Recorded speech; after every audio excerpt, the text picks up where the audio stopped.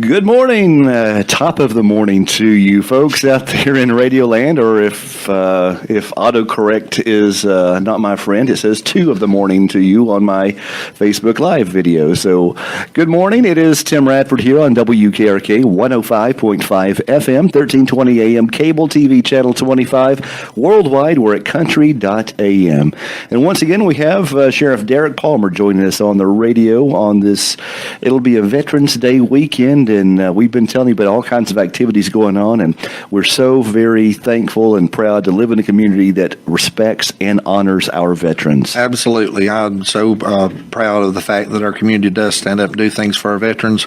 We try every year to do some different Veterans Day things and appreciations in the park we just did one back in October, and down at Roger Swanson's place. So very well attended. Very well attended, and we always enjoy that. Just take a moment just to thank our veterans for everything they've done for us and their service and sacrifice they've given for us. And I really love knowing that each school here in Cherokee County, and I'm sure surrounding counties too, are having special services for veterans every day, and just letting those kids know at an early age the cost and the price of freedom for our country. Right. And it's nice to see those students get involved. And I know the Cherokee County Schools Facebook page has a lot of photos and videos of some of these services if people want to go there and watch. And it's just wonderful knowing that these kids are actively participating and honoring these men and women. It is. And one of the things that Roger Swanson, I talked to him there one time about, all the things he's done there at the Band of Brothers Park and all the equipment he's got in there and the war memorabilia and all those things. I remember asking him, it's been several years ago, I asked him the question. I said, Roger, why are you doing all this? You're spending your own money, you're spending your time and your effort and doing all this down here. What's your purpose? What are you trying to accomplish? And that's the one thing that he said. He said, I want our young people to understand what it means to live in the United States of America and what sacrifices were made. And that's why he partners with the school system. And that's why we try to partner with the school system when we do stuff down there. To get our young folks involved and understand what the veterans have done for us and what our military does for us to keep us safe and to keep us free. It's very important. And I was proud because we've done several interviews of people that are walking across the country. And I remember one gentleman last year walking across the country, and he says, I'm very proud to say that of all the places that I've been walking so far, that Cherokee County, North Carolina, is way up there showing that respect for veterans. Right. So. And we live, like I say, we live in a great community. I know I say that up quite often, but it's just the truth. We live in a great place, and I'm just so proud to be here. Well, let's take a moment to wish a happy birthday to your lovely wife, Cindy. Happy birthday to you. It is hard to believe she's 61 already. I didn't say that. That's what it...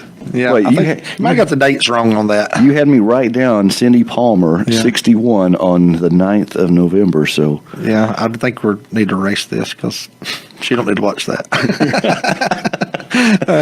No, she is. Lord, how old is she? I sent her 44. Yeah, she's 44. She's going to kill me for saying that, but it's true. She's 44. I sent her a text message earlier. I said, I was a good boy. I read your birthday, but I didn't mention your age on the radio. Right. Yeah, she was. You tricked me into saying it. I did. I tricked you. You tricked me into saying it. So. But happy birthday. How long have you been married now?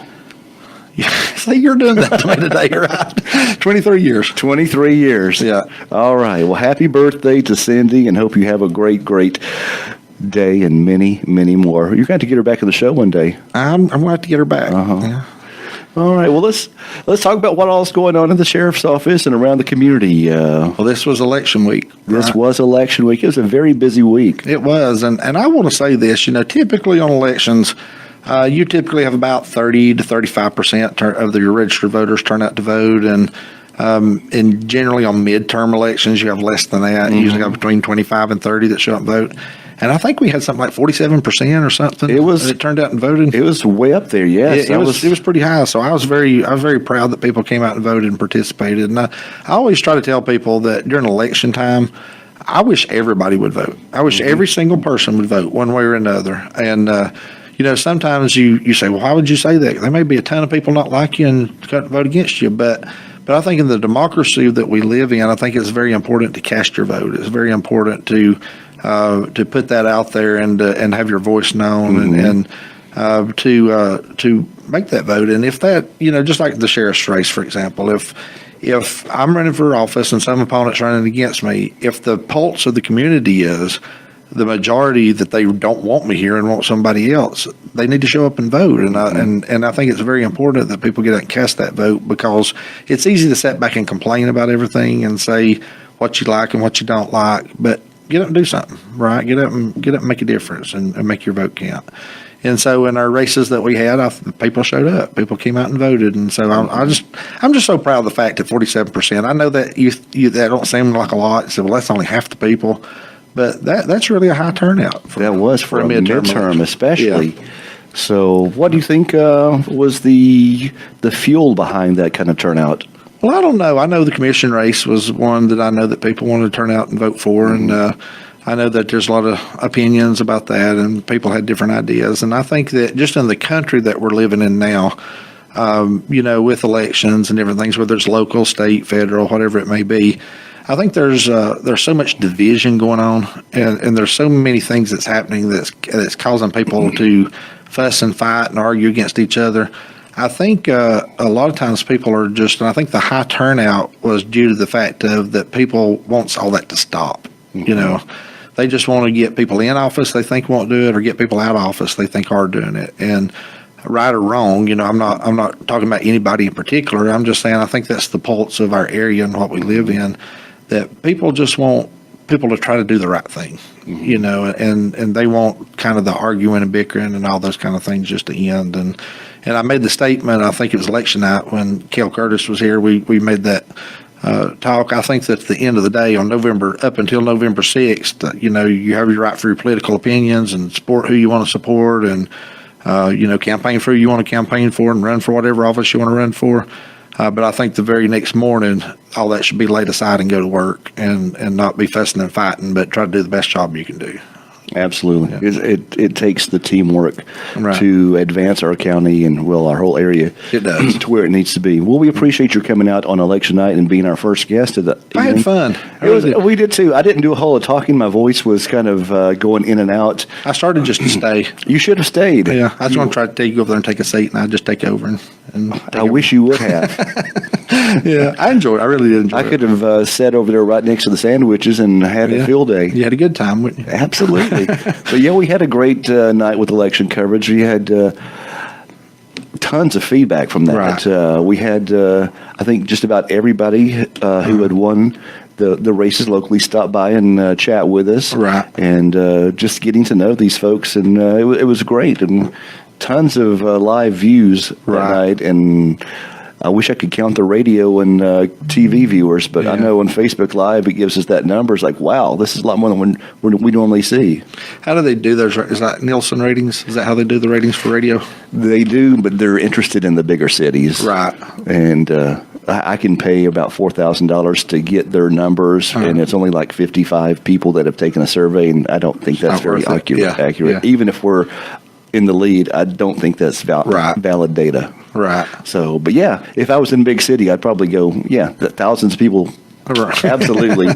But that's a lot of money to pay for not really getting the. And I'm kind of cheap. Right. Yeah. I am too. Anybody knows me, I'm pretty cheap. Yeah. But when you talk about elections, you talk about people getting elected, inevitably every single election for any race that's running, there's some people that win, some people that lose, and you have people who are happy about the election, you have people that's not so happy about the election. But once you get into office and once you start the process, we're getting ready to start another 4 years. There's always things that go good. There's things that go bad. There's things that hit you out of the blue. There's things that you don't expect, and that's just part of it. That's part of what we have to deal with. And one of the things we mentioned last week was about the detention center issues and all those things going on. But one thing I do want to say, and we're not ready to unveil a plan yet. Hopefully we will next week. Our commission board has been great to talk to and to work with and to run ideas by and talk about some financial aspects of things. And, last night we had a closed session, and of course we can't talk about what we talked about in the closed session, but I can tell you this, that our commission board has been very good about working with me and has been very good about trying to assist in any way they can help. And so we're off to a good start. We've got a good plan in the works. We've got some good ideas that's coming up and some things to fix those situations. And I was sharing with Tim before I came in yesterday morning, I think it was. I was in a good mood, and I got out of the car, and I was coming up the sidewalk, and I was humming and singing and whatever. And I came in the sheriff's office, and Dawn Morgan, my receptionist up there, she made the statement. She said, "Well, you're in awful good mood this morning." And we had a conversation, and I told her, I said, "Well, Dawn, it's like this. I've come to the conclusion you can't help the circumstances that you're faced with. You can't help those things, your adversities that come your way. But we can make a decision. We can make a decision every morning whether we're going to have a good day or a bad day, or be happy or be sad or be upset or be mad, or what we're going to do. And it doesn't matter whether I come in screaming, yelling, throwing things, or whether I come in singing and happy. The circumstances are the same. So I think that we need to just choose to be as happy as we can, and to try to go on with life and do the things that we need to do, and do them the right way. That reminds me, I need to write my notes here. Be happy. To play Choose Happy for Helen Long. There you go. Helen loves that song, don't she? Adores it. Yeah. For Helen Long. Okay. I'll get that on there for you today, Helen. Right. But yeah, like I say, we can't change those things. We can only take what happens today and try to move forward with it, and try to see what we can do. And along with those things and the changes that we're making with the detention center, we're also looking at making some drastic changes on the law enforcement side. I've got some different ideas and some different plans. To be honest with you, a lot of them I've kept under my hat, and I've not even shared with my chief deputy. You're not wearing a hat. Well, not right now. Okay. But I've not even shared with the chief deputy yet, because I'm working these things out myself of where I think we need to go and what we need to do with the next 4 years. And as we unveil this stuff and do these things, I think people are going to be happy with what they see and the changes that we're going to make and what we're doing. So like I say, we just got to keep plugging forward and do the best we can. All right. Before I forget, I want to say a huge appreciation. This is completely off topic of what we're talking about, but last night I wasn't at the commissioners' meeting. Last night I was at two other places. Right. One of the You're places. good if you're at two places. Yeah. One of it was at the Cherokee County School Board meeting, and it was the last meeting for Winfield Klontz, Wanda Arrowwood, Tim Coffey, and Paul Brown. Right. I just want to take a moment to thank them for their service for years definitely. and years at the school board, because they've always put the interest of the students and the school system first, and have had great accomplishments. And Dr. Conley gave a presentation last night and gave them some going away gifts. Right. And if you want to watch that video last night, it's on our WKRK Facebook page. But just want to say a thank you to all of those school board members who are leaving us, that have been there for a long time. That's wonderful, and I'm glad she did that for them, because they have been a service to our community. Every one of those folks you just mentioned has been a service to our community, and they've went above and beyond, not just on the school board, but outside the school board. They've been service to our community and done things to better our children's lives, to better our community's lives, and I just want to thank them for that. I believe Winfield went on the school board in 1991. It's been a while. I graduated in 1991, Yeah. so I was in high school when he was in the school board. That's been a while. Right. That's been a while. So, but at least it's not. At least I'm not 61 years old yet, like Cindy. Yeah. She's going to kill me. I don't know if she's watching right now or not, but if she's not, I'm going to make sure she watches. Yeah, make sure she watches. Yeah. And I'm sure you'll be getting a phone call from her. I'm sure I will. So what else is going on around the area? I know it's a rainy day. It is. One thing I do want to mention, too, about, I've looked at the weather and stuff coming up. It looks like we're going to have one of our colder weekends we've had up to this point. You got some rain in the area. I know that they're next week. I don't want to be preliminary about it, but that S word keeps floating around for next week. Possibility of it. Shenanigans? It may be. No, that white stuff that falls out of the sky. Oh, let's not even talk about that. Yeah. No. But I think there's a possibility, maybe some of that next week. And so I just want to make sure that people understand, that to be careful, check your pipes. It's supposed to, I think one night's supposed to get in the 20s. Get down, I think that was Sunday morning. Yeah, Saturday morning. Saturday night, Sunday morning. Supposed to be down in the 20s, so be sure and check your pipes and, make sure your heat works and all those kind of things. And we don't want people getting caught off guard.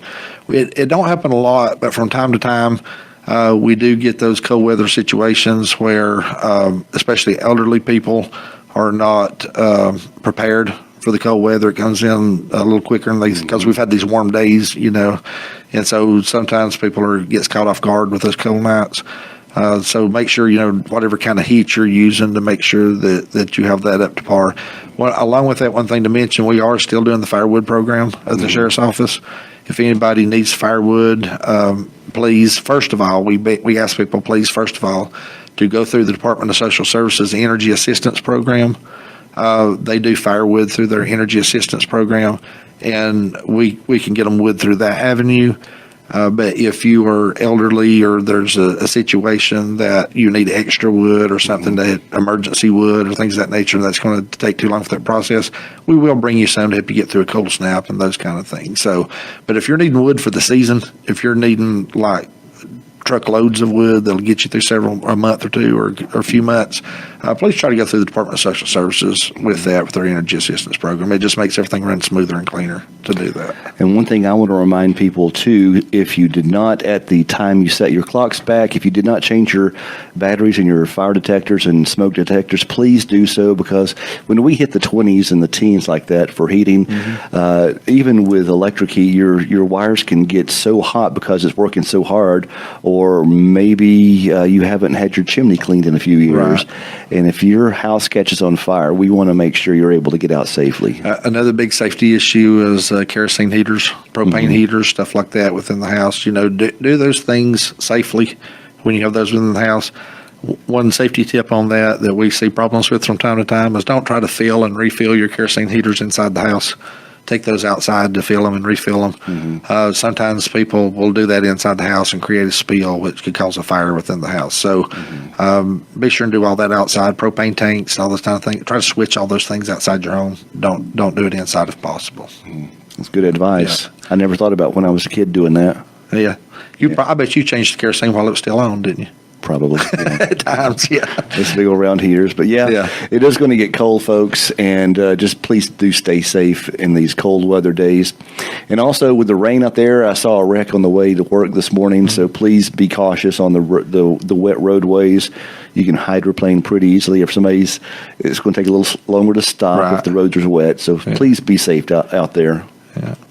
Well, I know it's a short show today, but to be honest with you, I've said all I need to say today. And so he's going to break out into song right now. What do you want to sing?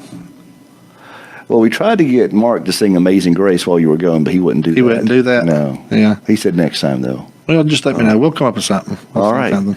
Sounds good. All right. Well, are you going to take your wife out to her birthday dinner for lunch? We are. Well, I don't know about lunch today, but we're actually going to go out this evening and do some things this weekend. So we're just going to make instead of a birthday lunch, we're just going to make it a birthday weekend. Birthday weekend. Yeah. All right. Sounds great. You know, this is our shortest show ever, right? I think so. Yeah, it's our shortest show ever, but that's okay. I know it's hard to believe, but I think I've just run out of words. That is hard to believe. Yeah. Oh, yeah. Please remind folks to use their headlights when driving. Right. Yes, absolutely. Yeah. All right. Well, Sheriff, thank you very much. We appreciate your time and to come in. And this is a great community service. Just to let folks be informed, knowing what's going on, and just to keep folks safe. We appreciate that. Thank you. Thank you for everything you do for WKRK. Have yourself a great weekend, folks. You're tuned to WKRK 105.5 FM, 1320 AM.